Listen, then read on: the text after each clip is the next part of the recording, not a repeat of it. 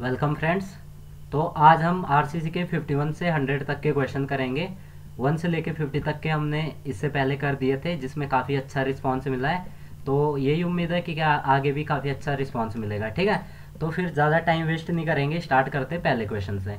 तो पहला क्वेश्चन है, if the area of tension reinforcement provided is less than the required for balance section then the RCC beam is called. ठीक है, तो जो area provide कर रहे हैं वो हम बैलेंस से कम कर रहे हैं ना, तो जो कम करेंगे तो उसे हम क्या कहते हैं, अंडर रेनफोर्समेंट कहते हैं। ठीक है, तो अंडर रेनफोर्समेंट की और चीज़ें याद रख लो। इसमें क्या क्या होता है, जो फेलियर रहता है हमारा, ठीक है, जो फेलियर होगा वो क्या होगा, डक्टाइल फेलियर होगा। ठीक है, डक्टाइल फेलियर होगा। ठीक है, दूसरी बात, क्वेश्चन में ये भी पूछा गया कई बार कि इसे फर्स्ट प्राइमरी कंप्रेशन फेलियर कहते हैं या सेकेंडरी कंप्रेशन फेलियर कहते हैं। तो याद रखना, इसे सेकेंडरी कंप्रेशन फेलियर कहते हैं। ठीक है, फेलियर कहते हैं। ठीक है, तो ये चीज़ याद रखोगे, 2 पॉइंट याद रख लेना, ये दोनों से पूछे गए क्वेश्चन किसी ना किसी एग्जाम में। ठीक है, next, the factor of safety for steel as compare to concrete.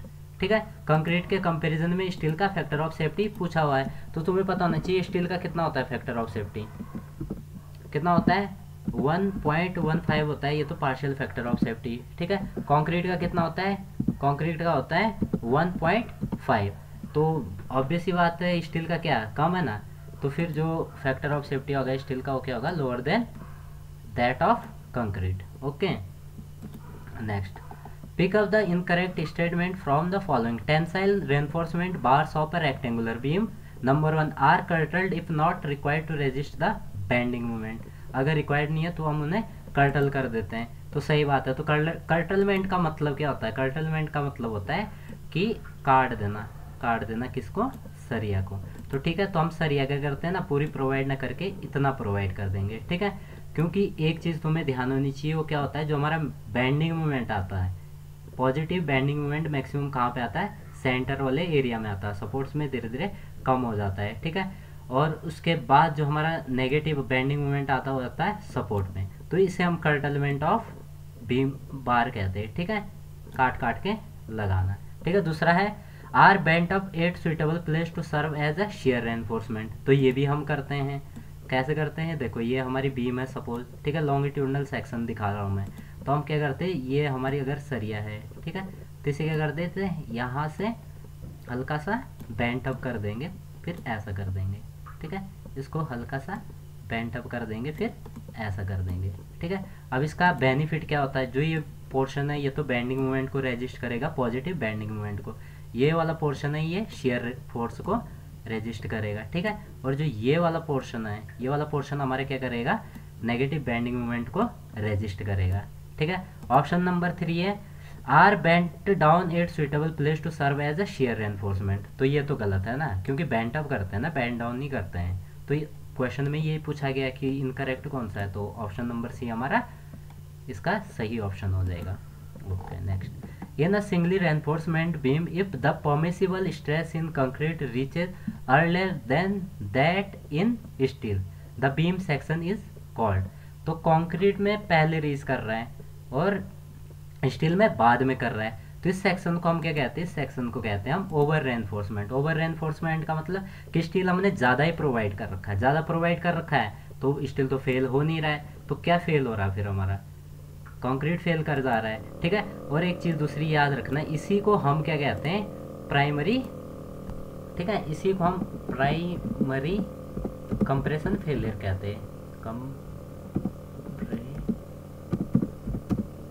ठीक है, इसी को हम प्राइमरी कंप्रेशन फेल भी कहते हैं। तो ये चीज़ भी याद रखना, क्वेश्चन में पूछा जाता है कि प्राइमरी कंप्रेशन फेल क्या होता है, ओवर रेनफोर्समेंट या अंडर रेनफोर्समेंट या इकोनॉमिक सेक्शन। ओके, और जो इकोनॉमिक और क्रिटिकल सेक्शन है, जो हमारे ये दिए हैं, इकोनॉमिक सेक्शन और क्रिटिकल सेक्शन, ये एक ही चीज़ है, इसको तीसरा नाम कहते हैं balance section. Okay, next, the main advantage of a steel member is.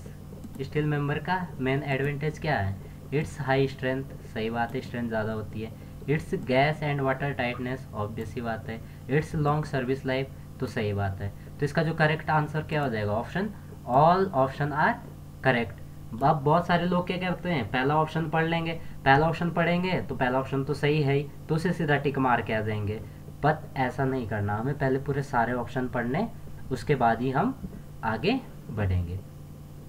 Okay, next question है the section of a reinforce beam wear most distance concrete fibre, ठीक है, इन compression and tension in steel attain permissible stress simultaneously. अगर एक साथ कर रहे हैं तो उसको क्या कहते हैं हम, उसको हम बैलेंस सेक्शन कहते हैं, ठीक है। इसका अगला नाम क्या होता है, इकोनॉमिक सेक्शन होता है, और इसी को हम क्रिटिकल सेक्शन कहते हैं, ठीक है। इसमें क्या होगा, जो कंक्रीट और स्टील है वो दोनों एक साथ फेल कर जाएंगे, और यही तो, लेकिन हमें ये डिज़ाइन नहीं करना पड़ता है, चाहिए या नहीं करते, क्यों नहीं करते, फिर ये कॉस्टली बैठ जाता है, तो इसलिए हम अंडर रेनफोर्समेंट करते हैं, ठीक है।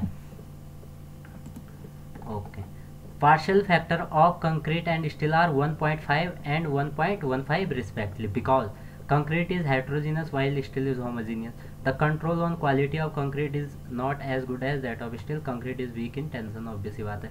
तो इसका जो करेक्ट आंसर रहेगा वो है हमारा कौन सा, option number B, the control on the quality of concrete is not as good as that of steel. क्योंकि स्टील क्या होता है, फैक्ट्रीज में बनता है, अंडर कंट्रोल कंडीशंस में बनता है, टेम्परेचर जो भी चीज़ें हमें है वो सब कंट्रोल में है। बट कंक्रीट क्या, हम जहाँ पे स्ट्रक्चर बन रहा है वहीं पे बनाते हैं ना, तो हम टेम्परेचर कंट्रोल नहीं कर सकते, बाकी वेदरिंग हम कंट्रोल नहीं कर सकते, बहुत चीज़ें हम कंट्रोल नहीं कर सकते। ऊपर से मिक्सिंग वगैरह होती है वो मैनुअली होती है, तो कुछ ना कुछ गलतियाँ फिर भी रह जाती है, तो इसलिए हम क्वालिटी कंट्रोल अच्छे से नहीं कर पाते। तो इसका जो करेक्ट आंसर हो है option B. In case of working stress method of design the design load is, ठीक है। तो एक चीज़ ध्यान रखना, जो डिज़ाइन लोड होता है ना, और डिज़ाइन लोड कौन सा लेते हैं हम, कैरेक्टरिस्टिक लोड को लेते हैं। कौन सा लोड को, कैरेक्टरिस्टिक लोड को। अब कैरेक्टरिस्टिक लोड क्या होता है, कैरेक्टरिस्टिक लोड वो लोड होता है जिसका जो इंक्रीज होने के चांस है वो सिर्फ 5% है। सपोज हमने डिज़ाइन किया 100 किलो न्यूटन का, तो प्रोबेबिलिटी 100 किलो न्यूटन से ज़्यादा की सिर्फ 5% कि 5% चांस ऐसा होगा कि ये इससे ज़्यादा बढ़ सकता है, वरना ये 100 किलो न्यूटन से कम ही रहेगा। ओके, नेक्स्ट, एज पर IS 800 the factor of safety adopted with respect to yield stress of steel, ठीक है। IS कोड के अकॉर्डिंग पूछा गया, तो इसका जो हम फैक्टर ऑफ सेफ्टी लेते हैं 1.78 लेते हैं। दूसरा हम कंक्रीट के लिए भी देखते हैं, फिर कंक्रीट के लिए जो हम लेते हैं वो लेते हैं हम कितना, 3 लेते हैं, ठीक है। कंक्रीट के लिए याद रखना कितना लेते हैं, 3 लेते हैं। Next, generally strength of concrete is consider negligible, very low in compression, tension या फटीग। नेग्लिजिबल और वेरी लो या जीरो मानते हैं हम किसमें, फटीग में। और फटीग का एक चीज़ ध्यान रखना, फटीग क्या होता है, फटीग होता है अल्टरनेटिव कंप्रेशन एंड टेंशन, थोड़ी देर टेंशन फिर कंप्रेशन, फिर टेंशन फिर कंप्रेशन, ठीक है। अब कई लोगों को ये कन्फ्यूज़न रहता है कि नेग्लिजिबल स्ट्रेंथ तो टेंशन में भी होती है, बट एक चीज़ तुमने ये भी नोटिस की होगी कि IS कोड ने हमें एक फार्मूला दे रखा, वो क्या है, FCR इक्वल टू जो फ्लेक्सुरल टेंसाइल स्ट्रेंथ होती है वो कितनी होती है, 0.7 अंडर रूट ऑफ FCK। ये तो कई लोगों ने पढ़ा ही होगा, ये पूछा भी जाता है पेपर में, ये भी ऐसे ही याद रखना, FCK, ठीक है। तो और बाकी कंक्रीट की कंप्रेसिव स्ट्रेंथ तो सबको पता ही है, काफ़ी अच्छी होती है। Next, if the modular ratio is M, stress ratio in steel and concrete is R, then the critical neutral axis K is given by, ठीक है। तो देखो K क्या होता है, K का जो फॉर्मूला अगर पता हो तो K का फॉर्मूला रहता है, क्या रहता है, MC upon MC plus T, ये रहता है, पढ़ा होगा आप लोगों ने, ठीक है। ये रहता है। अब हमें दे रखा है कि T अपॉन C, ठीक है, T अपॉन C क्या दे रखा, R दे रखा ना, R दे रखा है। अगर मैं यहाँ पे इसमें इस एक्सप्रेशन में C से डिवाइड कर दूँ डिनोमिनेटर और न्यूमिनेटर को, तो K इक्वल टू हमारा ऐसा कुछ नहीं बन जाएगा, K इक्वल टू M बनेगा, क्योंकि C से तो C कट जाएगा, बॉटम में भी C से C कट जाएगा, तो यहाँ पे M बचेगा, ठीक है, प्लस T से C कटेगा तो नहीं, तो T के अपॉन C कुछ ऐसा बनेगा। अब T बाई C क्या दे रखा, R दे रखा ना, T बाई C क्या दे रखा, हमारा R दे रखा है, ठीक है। तो ऑप्शन में क्या हो जाएगा, K equal to M upon M plus R हो जाएगा ना। तो कौन सा ऑप्शन सही है, ऑप्शन नंबर बी हमारा करेक्ट हो गया फिर। Okay, next, modulus of rigidity is expressed as, तो मॉडुलस ऑफ रिजिडिटी, ये सोम का क्वेश्चन हो गया, इन्होंने गलती से इधर डाल दिया है, ठीक है। तो रिजिडिटी को क्या होता है, shear stress upon shear strain होता है ना, ओके। अब जो ऑप्शन नंबर 4 है, स्ट्रेस अपॉन वॉल्यूमेट्रिक स्ट्रेन, इसको क्या कहते हैं हम, बल्क मॉडुलस कहते हैं ना, बल्क मॉडुलस कहते हैं हम, इसे कि नहीं कहते हैं, ठीक है। बल्क मॉडुलस जिससे किससे डिनोट करते हैं हम, के से डिनोट करते हैं, ठीक है। और tensile stress upon tensile strain को हम क्या कहते हैं, tensile stress upon tensile strain को हम मॉडुलस ऑफ इलास्टिसिटी कहते हैं, जिसे हम ई से रिप्रेजेंट करते हैं, ठीक है।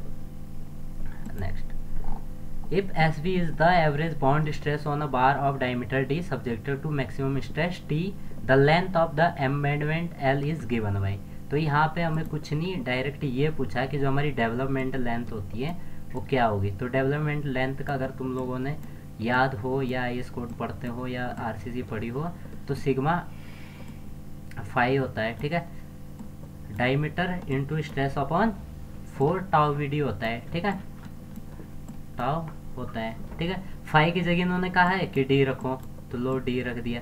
सिग्मा की जगह इन्होंने कहा टी रखो, तो ये भी रख दिया। 4 की जगह तो कुछ रखने को कहा नहीं है, और टाउ की जगह इन्होंने कहा कि एस बी रख दो, तो हमारा जो ऑप्शन कौन सा रहेगा, D T upon 4 S B, तो कौन सा है, option number D. Next, the anchorage value of hook is assumed 16 time the diameter of the bar if the angle of bend is, इसका तुम सिंपल सा याद रखो, 45 होगा या 45 का मल्टीपल होगा, ठीक है। तो जो एंकरेज वैल्यू रहती है कितनी रहती है, 16 टाइम्स रहती है, ठीक है। अब एंकरेज वैल्यू मैं तुम्हें बता देता हूँ एक्चुअल में होती क्या है। जैसे सपोज हमारी ये बार है, ठीक है, अब बॉन्ड डिस्टेंस के लिए हम क्या करते हैं, इसे कुछ इस टाइप से बना देते हैं, इस टाइप से बना देते हैं ताकि बॉन्ड अच्छा बने, ठीक है।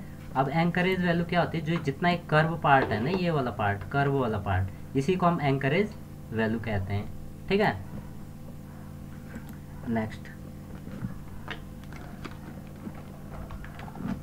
The length of lap in tension reinforcement should not be less than the bar diameter into actual tension upon 4 times the permissible average bond stress if it is more than, ठीक है। तो इसका जो हमारा करेक्ट आंसर रहेगा, देखो इसमें actually इन्होंने थोड़ी गड़बड़ दे रखी है, इन्होंने यहाँ पे ये mm में दे रखे हैं, ठीक है, ये नहीं होगा, 18 टाइम्स इंटू डाया होगा, ठीक है, 18 times into dia, 24 times into dia, और 30 इंटू डाया, और 36 इंटू डायमीटर, ठीक है। अब यहाँ पूछा टेंसाइल रेनफोर्समेंट के लिए पूछा है, ठीक है, टेंसाइल रेनफोर्समेंट के लिए पूछा है। तो टेंसाइल के लिए याद रखना कितना होता है, ग्रेटर देन 30 इंटू डाया, ठीक है। और अगर कंप्रेशन की बात करें तो कंप्रेशन के लिए होता है 24 इंटू डाया, ठीक है। तो ये थोड़ा सा क्वेश्चन में ये गड़बड़ थी, तो ये देख लेना, okay. Next, the length of straight portion of bar beyond the end of hook should be at least, कितना होना चाहिए कम से कम, ठीक है। तो बता देता हूँ मैं ये क्या पूछना चाह रहा है। देखो ये हमारी सपोज क्या थी, ये बीम है हमारी, ठीक है, ये बीम है, इसमें क्या किया हमने, ये हमारा हमने प्रोवाइड की स्टील बार, ओके, ठीक है, स्टील बार हमारे प्रोवाइड की है, ठीक है। अब यहाँ करेंगे इसको, यहाँ से हल्का से जब मोड़ेंगे कुछ इस टाइप से बनेगा, ठीक है। अब पूछ रहा है the length of straight portion, तो ये लेंथ पूछ रहा है यहाँ से यहाँ तक की, ठीक है, कितनी होनी चाहिए।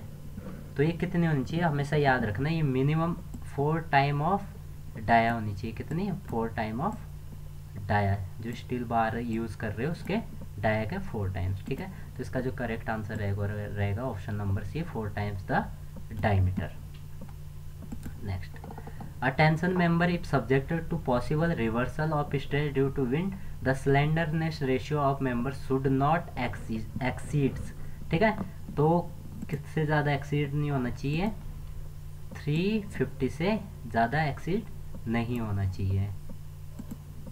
Next, the properly bent up and hooked bar resisting diagonal tension in beam is shown in the figure, तो कौन सा फिगर में हमारा सही है, तो ऑप्शन ए तो ठीक है लेकिन इतना भी एक्यूरेट नहीं है, ऑप्शन 2 सही लग रहा है, ऑप्शन 3 नहीं, थोड़ी दिक्कत है, ठीक है। तो अब मैं बताता हूँ, इसका जो करेक्ट आंसर रहेगा वो है ऑप्शन बी, ठीक है। अब ऑप्शन बी क्यों है ये भी बता देता हूँ। ऑप्शन बी में क्या होगा, जो ये वाला पोर्शन है ना, ये हमारा करेगा पॉजिटिव बैंडिंग को रेजिस्ट, ये वाला पोर्शन करेगा हमारे किसको, नेगेटिव को, ठीक है। और ये वाला जो पोर्शन रहेगा शेयर फोर्स को रेजिस्ट करेगा, और ये वाला पोर्शन रहेगा हमारा नेगेटिव बैंडिंग मोमेंट को रेजिस्ट करेगा, ठीक है।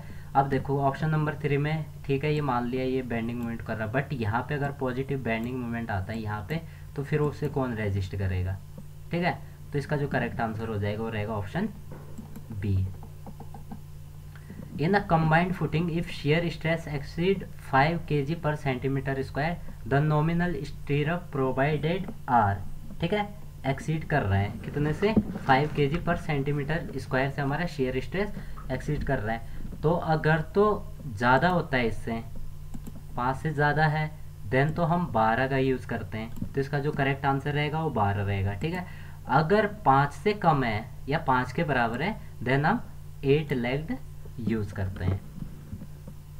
Next, if the average bending stress is 6 kg पर centimetre square for M150 grade concrete, the length of embedment a bar of diameter D according to IS 456 specification is. तो यहाँ पे हमें पूछा गया है डेवलपमेंट लेंथ। तो डेवलपमेंट लेंथ का फॉर्मूला हमें पता है, LD इक्वल टू होता है sigma ST into D upon 4 tau VD, थोड़ी देर पहले भी बताया था। सिग्मा की वैल्यू इन्होंने यहाँ दे रखी है, ठीक है, सिग्मा की वैल्यू दे रखी है, ठीक है। अगर दी नहीं होती तो ये याद रखना कि FE 250 के लिए हमारी कितनी होती है, 150 न्यूटन पर mm स्क्वायर होती है, IS कोड में मिल जाएगा, ठीक है। और ये M50 150 नहीं होता है, M50 होता है वैसे, ठीक है। इसके लिए जो टाउ VD की वैल्यू होती है वो 0.6 न्यूटन पर mm स्क्वायर होती है, ये भी IS कोड में गिवन रहता है, ठीक है। अब ये दोनों वैल्यूज को यहाँ पुट करोगे तो देन हमारा आंसर आ जाएगा, ठीक है। तो इसका जो करेक्ट ऑप्शन आंसर रहेगा वो क्या रहेगा, option number D. Option number D हमारा सही रहेगा। Next, a singly reinforcement concrete beam of 25 centimetre width 70 centimetre effective depth is provided with 18.75 centimetre square steel. If the modular ratio is 15, the depth of neutral axis, neutral axis की हमें क्या निकालनी है, depth निकालनी है, ठीक है। तो न्यूट्रल एक्सिस की डेप्थ का हमें फॉर्मूला पता होना चाहिए, ठीक है। तो हमें निकालनी क्या है, न्यूट्रल एक्सिस निकालनी है, डेप्थ विड्थ एरिया और मॉड्यूलर रेशियो हमें दे रखा है। तो इसके लिए तुम्हें सबसे पहले एक फार्मूला पता होना चाहिए, वो फार्मूला कौन सा है, ये वाला formula bx² upon 2 equal to MAST D minus x, ठीक है। विड्थ दे रखी है कितनी है, 25 दे रखी है, m दे रखा 15, AST दे रखा है 18.75, D दे रखा 70। अब इस चीज़ को फिर तुम सॉल्व करोगे तो हमारी ये क्या बन के आएगी, इक्वेशन बन के आएगी। बट ये इक्वेशन सॉल्व करने लग जाओगे SSC के एग्ज़ाम में तो फिर तो बहुत ही टाइम लग जाएगा, कैल्सी तो हमें मिलता है नहीं। तो मैं तो ये कहूँगा इस टाइप के अगर क्वेश्चन आते हैं तो उन्हें करना है, बट ऐसा भी नहीं है कि फिर बस उसी टाइम लग गए, उसी में लगे पड़े हो भाई, कैलकुलेशन करनी है तो करनी है, क्योंकि यहाँ पे जो इक्वेशन बन रही है वो पॉइंट्स में भी बन रही है, ठीक है। तो पॉलिनोमियल इक्वेशन बन रही है, तो इसे सॉल्व करने में काफ़ी टाइम लग जाएगा, ठीक है। तो इसका क्या करना है, पहले तो जो इजी क्वेश्चन है उन्हें करो, इनको जो क्वेश्चन को इनको मार्क करके लास्ट के लिए रखो। अगर लास्ट में टाइम मिलता है देन इन्हें रपटाओ, वरना फिर इन्हें छोड़ दो, छूट गए क्या फ़ायदा, वरना इसके चक्कर में फिर 2-4 क्वेश्चन हमारे छूट जाएंगे, 1 नंबर के चक्कर में 2-3 नंबर हमारे चले जाएंगे, ठीक है। तो इसका जो सॉल्यूशन है वो देख लेना, खुद भी कर सकते हो, बाकी मैंने बता दिया है। Next, the radius of bar bend to form a hook should not be less than, किससे कम नहीं होनी चाहिए, twice the diameter, thrice the diameter, 4 time the diameter. तो एक चीज़ याद रखना, जो हमारा हुक होता है ये हुक इस टाइप का रहता है ना, हुक बना के तो मैं अभी तक कितनी बार बता दिया है, फिर भी एक बार और बना लेता हूँ। ये हुक रहता है, ठीक है। अब जो ये कर्व पार्ट है इसकी कुछ रेडियस भी रहेगी, सपोज आर है, तो जो रेडियस का फॉर्मूला वो याद रखो, के इंटू जो इसका डाया है 5, ठीक है। अब जो के की वैल्यू रहती है, ठीक है, वो रहती है 2, ठीक है, और रहती है 4, ठीक है। 2 किसके लिए रहती है, माइल्ड स्टील के लिए, ठीक है, माइल्ड स्टील के लिए रहती है 2, ठीक है, 4 रहती है HYSD के लिए, ठीक है, HYSD के लिए हमारी 4 रहती है, ठीक है। तो करेक्ट ऑप्शन आंसर कौन सा हो जाएगा, ट्वाइस द डायमीटर, 2 डाया से कम नहीं होना चाहिए, ठीक है। किसके लिए, माइल्ड के लिए होती है, इससे कम नहीं हो सकता। Next, steel bar are generally connected together by to get greater length than the standard length by providing. Number A है straight bar splices, hooked splices, dowel splices, all option are correct, ठीक है। तो हम क्या करते हैं, जो steel bar है सब वो छोटे पड़ गए तो उनको बढ़ा देते हैं, ठीक है। तो ये तीनों उसके मेथड्स हैं। अब मैं तुम्हें बताता हूँ, देखो स्ट्रेट बार में क्या होगा, जब सपोज हमारी ये सरिया थी, इतनी सी थी, इतनी हमारे पास दूसरी सरिया, तो हम इसे यहाँ से ऐसे जोड़ देंगे, ठीक है, और यहाँ पे हम इधर ऐसे इन्हें बांध देंगे, ठीक है, इन्हें इस टाइप में बांध देंगे। अब हुक वाले सीन में क्या होगा कि हमारी ये सरिया है, एक सरिया ये है, ठीक है, एक सरिया ये है, ठीक है। तो ये ये सरिया हो गई। तो अब देखो इस टाइप का हम हुक बनाएंगे और इस टाइप का एक हुक इधर बनाएंगे, ठीक है। फिर इन दोनों को क्या करेंगे, कनेक्ट कर देंगे, जिससे इनकी लेंथ क्या हो जाएगी, हमारी बढ़ जाएगी। Next, the bar carrying positive bending moment is bent up to resist negative bending moment is shown in figure below. तो ये मैंने पहले भी समझा दिया शायद। तो इसका जो करेक्ट ऑप्शन है ऑप्शन नंबर सी है, ठीक है। जो ये वाला पोर्शन है ये लेता हमारा क्या, पॉजिटिव बेंडिंग मोमेंट को, और ये वाला पोर्शन है ये रेजिस्ट करता है किसको, नेगेटिव बेंडिंग मोमेंट को, ठीक है। तो इसका जो करेक्ट आंसर हो जाएगा वो रहेगा ऑप्शन नंबर 2। तो ये हमारा करेक्ट आंसर होगा, ठीक है। Next, the correct hook for mild steel reinforcement bar according to specification is shown in which of the following figure. तो इसका मैं याद करने का सिंपल एक तरीका बताता हूँ कि मल्टीपल ऑफ 4 होना चाहिए, बस इससे ज़्यादा कुछ भी नहीं। हमें सिर्फ कितना याद रखना, मल्टीपल ऑफ 4। तो पहला वाला है तो ये सही हो जाएगा डायरेक्ट, बाकी 5 है, 6 है, 7 है, तो ये मल्टीपल ऑफ 4 है ही नहीं। तो हमारा जो करेक्ट आंसर रहेगा option A. Next, in design of RCC structures the tensile strength of concrete is taken as. तो टेंसाइल स्ट्रेंथ कितनी लेते हैं हम, 0 मान के चलते, होती तो है, ठीक है। आईएस कोड ने फॉर्मूला भी लिया है, बट जब डिज़ाइन की बात आते तो हम ये मान के चलते कि कंक्रीट कुछ भी टेंशन नहीं लेगा, सारी टेंशन कौन लेगा, स्टील लेगा, ठीक है। टेंशन वेंशन लेने का काम कंक्रीट का नहीं है, वो सिर्फ कंप्रेशन लेगा बस। Next, diagonal tensile reinforcement is provided in a beam is longitudinal bar होते हैं या bent up bar and vertical stirrup होते हैं या हेलिकल रेनफोर्समेंट या 90 डिग्री बेंड। तो डायगोनल टेंसाइल रेनफोर्समेंट क्या होता है, बेंट अप बार्स होते हैं, ठीक है। देखो ये हमारी बीम है, ठीक है, ये हमारे बार प्रोवाइड कर रखे हैं ये, ठीक है, ये बार है। अब बार को क्या कर देते हैं हम, हल्का सा बेंड कर देते हैं इधर से, ताकि हमारा क्या ले सके, शेयर ले सके, इस टाइप को बेंड कर देते हैं, ठीक है।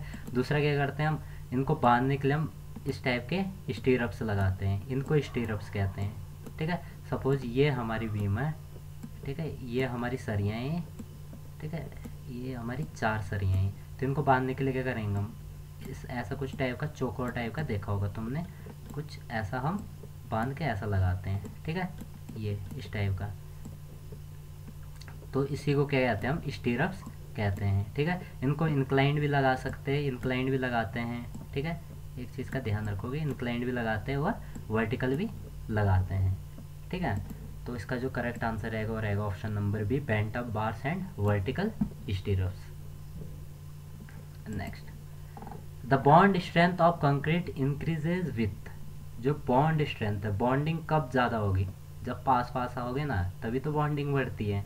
तो क्वांटिटी ऑफ स्टील से नहीं, the tensile strength of steel से नहीं, द ग्रेड ऑफ कंक्रीट से, yes, the quantity of concrete से नहीं। तो इसका जो करेक्ट आंसर रहेगा वो रहेगा हमारा ऑप्शन नंबर सी, ठीक है।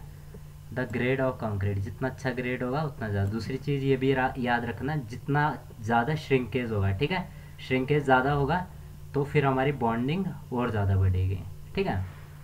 Next, lap length in compression shall not be less then.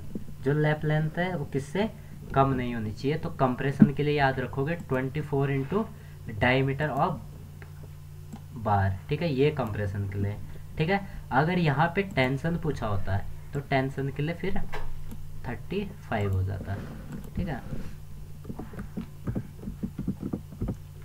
Tension के लिए कितना 35, यहाँ पे क्या है diameter of bar. Next, if RCC beam is likely to fail in bond then its bond strength can be increase most economically by, ठीक है। अगर हमारा बॉन्ड में फेल हो रहा है तो उसकी स्ट्रेंथ हमें बॉन्ड स्ट्रेंथ क्या है बढ़ानी है, ठीक है। तो सबसे बेस्ट तरीका कौन सा है, increase the depth of beam है, या using thinner bars but more in number, using thicker bars but less in number, providing vertical स्टीरअप। तो हम क्या करेंगे ना बॉन्ड स्ट्रेंथ बढ़ाने के लिए यूजिंग थिनर बार यूज़ करेंगे हम बहुत ज़्यादा। सपोज हमने एक बार ये था, ठीक है, अब इसकी जगह हम ये नहीं करेंगे, इसकी जगह क्या करेंगे हम पतले पतले बार यूज़ करेंगे हम बहुत सारे, ठीक है। जितना क्रॉस सेक्शनल एरिया इसका था उतना ही बिल्कुल इतना ही करेंगे। अब इससे फ़ायदा क्या होगा, देखो मटेरियल तो इतना ही लग रहा है जितना पहले वाले का लग रहा था, इतना है जितना पहले वाले का मटेरियल है, ये 4 भी सी के बराबर है। लेकिन चारों में एक चीज़ तुम देखोगे तो इसमें क्या हो रहा है, सरफेस एरिया बढ़ रहा ना।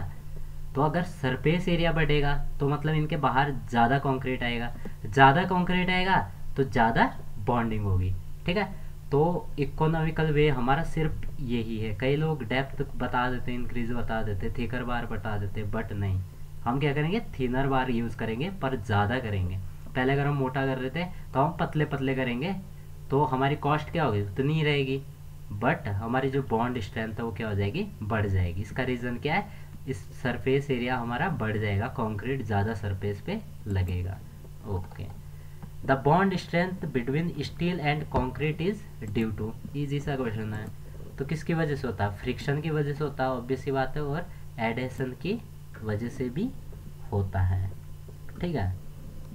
Next, torsion resisting capacity of a given reinforcement concrete section, ठीक है, decreases with decrease in stirrups, decreases with increase in longitudinal bar, increases with increase in stirrups and longitudinal bar. इसका जो हमारा correct answer रहेगा वो रहेगा option number D, increases with the increase in stirrups and longitudinal steel. Next, the allowable tensile stress in high yield strength deformed steel stirrup used in reinforcement cement concrete is, तो कितना होता है, किसके लिए पूछा है, HYSD के लिए पूछा है इन्होंने, ठीक है। तो एक चीज़ यहाँ याद रखना, देखो अगर तो माइल्ड पूछा रहता है, ठीक है, माइल्ड के लिए हो जाता हमारा कितना 140, ठीक है। HYSD में फिर दो टाइप के आते हैं, दो टाइप के आते हैं ना, एक तो FE 415 आता है, ठीक है, तो इसके लिए होता है कितना, FE 415 के लिए होता है 230। एक आता हमारा कौन सा FE 500, ठीक है, FE 500 के लिए कितना रहता है 270 यहाँ है। तो HYSD का मतलब यहाँ पे FE 415 पूछना चाह रहे हैं, ठीक है। तो इसका जो करेक्ट आंसर रहेगा वो रहेगा 230। बाकी ये वैल्यूज़ भी याद कर लेना, अदर एग्ज़ाम में काम आएगी या अगले क्वेश्चनों में काम आएगी।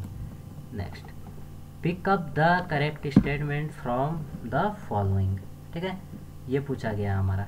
The bent of bar 8 support resist the negative bending moment. अभी तक मैं यही सब बता रहा था कि क्या करता है, ये देखो ये हमारी बीम है, ठीक है, ये हमारा क्या होता है, इस टाइप का हम प्रोवाइड कर देंगे, ठीक है, इनको हल्का सा बेंड कर देंगे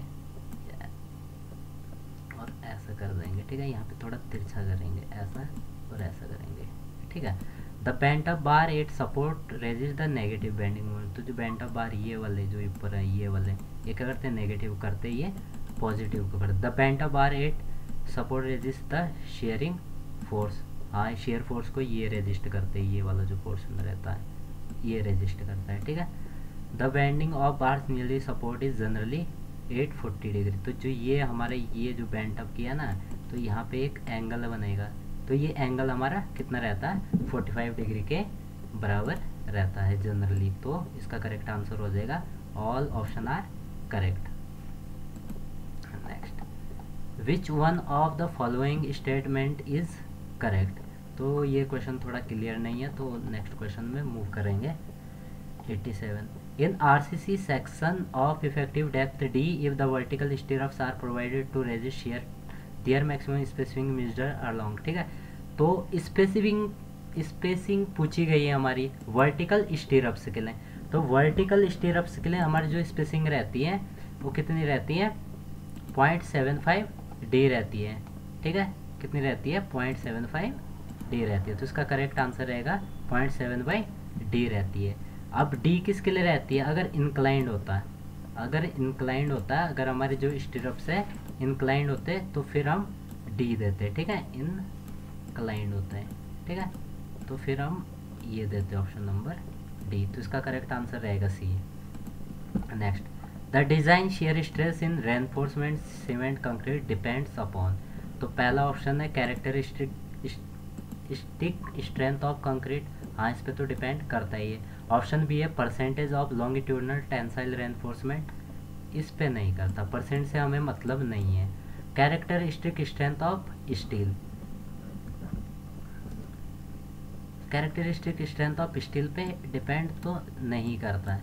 percentage of longitudinal tensile reinforcement, percentage का तो कंफर्म नहीं, बट एक चीज़ मैं तुम्हें बताता हूँ, जो एरिया ऑफ स्टील होता है ना, उस पर हमारा क्या करता है, डिपेंड करता है। एरिया ऑफ स्टील पे हमारा डिपेंड करता है और FCK पे डिपेंड करता है। ठीक है, तो ऑप्शन नंबर सी भी करेक्ट हो जाएगा। ऑप्शन नंबर सी गलत हो जाएगा, ऑप्शन नंबर ए और बी हमारा क्या होगा, सही होगा।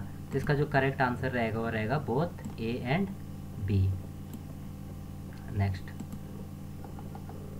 The bond strength between steel reinforcement and concrete is affected by. ठीक है, तो स्टील की प्रॉपर्टी, अगर स्टील अच्छा है, बहुत सही यूज़ किया हमने, HYSD यूज़ कर दिया, ठीक है, माइल्ड की जगह, तो फिर इंक्रीज अगर वो कर दिया तो बॉन्ड स्ट्रेंथ हमारी इंक्रीज हो जाएगी। ठीक है, अगर हम कंक्रीट प्रॉपर्टीज़, अगर कंक्रीट की प्रॉपर्टी क्वालिटी कंट्रोल अच्छे से करेंगे, अच्छा ग्रेड यूज़ करेंगे तब भी इंक्रीज हो। श्रिंकेज ऑफ कंक्रीट, श्रिंकेज का मतलब क्या होता है, सिकुड़ना होता है ना, तो जितना सिकुड़ेगा ऑब्वियस सी बात है बॉन्डिंग तो उतनी ज़्यादा बनाएगा ना। तो इसका जो करेक्ट आंसर रहेगा, सब पे डिपेंड करता है। ठीक है,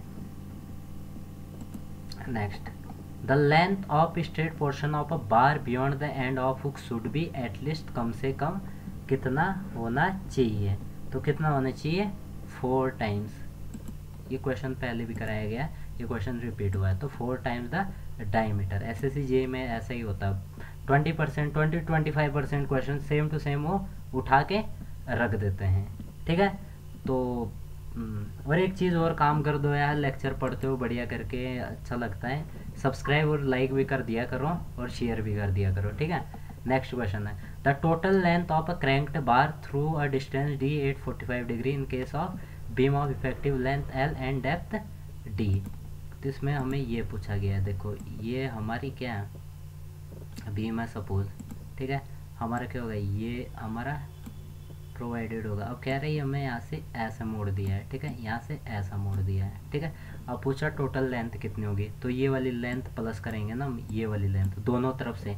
ठीक है, अब ये एंगल हमें यहाँ कितना है, 40 डिग्री दे रखा है। ठीक है, और ये डिस्टेंस हमें कितनी दे रखी है, D दे रखी, इतनी डिस्टेंस हमारी D दे रखी है। तो L प्लस में ही होगा, जो कुछ होगा L प्लस में होगा। एक बार तो ये वाला पोर्शन जुड़ेगा, फिर दूसरी तरफ भी जुड़ेगा।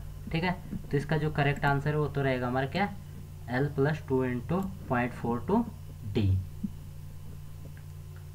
Next, share reinforcement is provided in form of, किसके फॉर्म में प्रोवाइड किया जाता है, तो शेयर रेनफोर्समेंट हमारा वर्टिकल स्टीरअप्स के फॉर्म में प्रोवाइड किया जाता है, बेंट अप बार्स के फॉर्म में भी प्रोवाइड किया जाता है, इंक्लाइंड स्टीरअप्स के फॉर्म में भी प्रोवाइड किया जाता है। तो तीनों फॉर्म में हमारा प्रोवाइड किया जाता है। तो इसका करेक्ट आंसर क्या रहेगा, ऑल ऑफ दी एबव।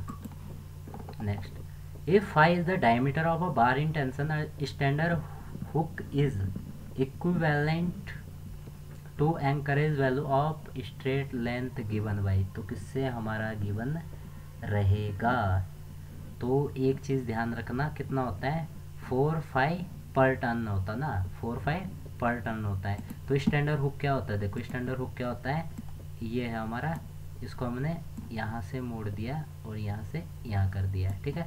अब एक चीज़ मैं बताता हूँ, अगर हम 45 डिग्री मोड़ते हैं ना, ठीक है, पर 45 डिग्री के लिए, ठीक है, 45 डिग्री के लिए हम कितनी लेते हैं, 4 टाइम्स ऑफ डाया लेते हैं, ठीक है।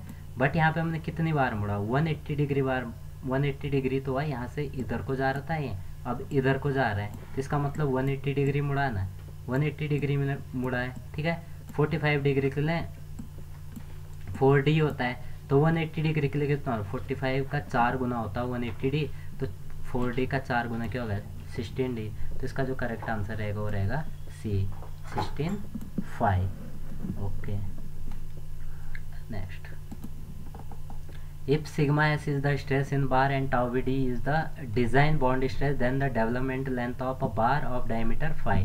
तो डेवलपमेंट लेंथ पूछी गई है हमें, तो इसका फॉर्मूला इजी सा formula 5 sigma S T upon 4 tau V D, इसको याद कर लो। अभी कुछ भी नहीं, तो ये 4-5 बार रिपीट हो चुका है same question. Diagonal tension in beam is maximum at neutral axis, decreases below the neutral axis and increases above the neutral axis, increases below the neutral axis and decreases above the neutral axis, remains the same in both above and below the neutral axis। तो जो diagonal tension रहता है हमारा, वो क्या होता है, increase होता है कहाँ पे, बिलो द न्यूट्रल एक्सिस, और डिक्रीज होता है अबव द न्यूट्रल एक्सिस, ठीक है। न्यूट्रल एक्सिस के ऊपर कम देते हैं और उसके नीचे हम ज़्यादा देते हैं, ठीक है। Next, the ratio of width to effective depth of a beam is kept, कितना रखा जाता है, तो याद रखना हमेशा जो विड्थ होती है, ठीक है, जो विड्थ होती है वो डेप्थ की आधी लेते हैं हम लगभग, ठीक है, डेप्थ की आधी लेते हैं। तो हमें पूछा गया है कि विड्थ टू डेप्थ पूछा गया है, तो विड्थ टू डेप्थ कितना हो जाएगा, 1/2 हो जाएगा, ठीक है। 1/2 को क्या लिख सकते हैं हम, 0.5 लिख सकते हैं, ठीक है। तो 0.5 कौन सा हमारा, ऑप्शन नंबर बी, तो ऑप्शन नंबर बी हमारा क्या हो जाएगा, करेक्ट आंसर हो जाएगा। नेक्स्ट,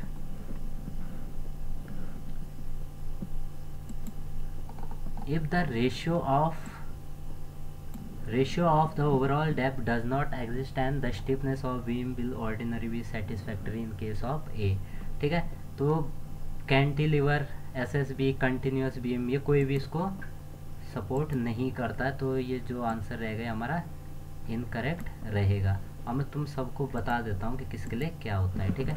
अगर SSB की बात आती है, ठीक है, तो SSB के केस में याद रखोगे कितना होता है, 7 रहता है, ठीक है। इससे ज़्यादा नहीं होना चाहिए, बल्कि इससे कम होना चाहिए, ठीक है। आता है, फिर आता है हमारा, सॉरी, जो इस 7 नहीं, SSB के लिए रहता है हमारा 20, ठीक है।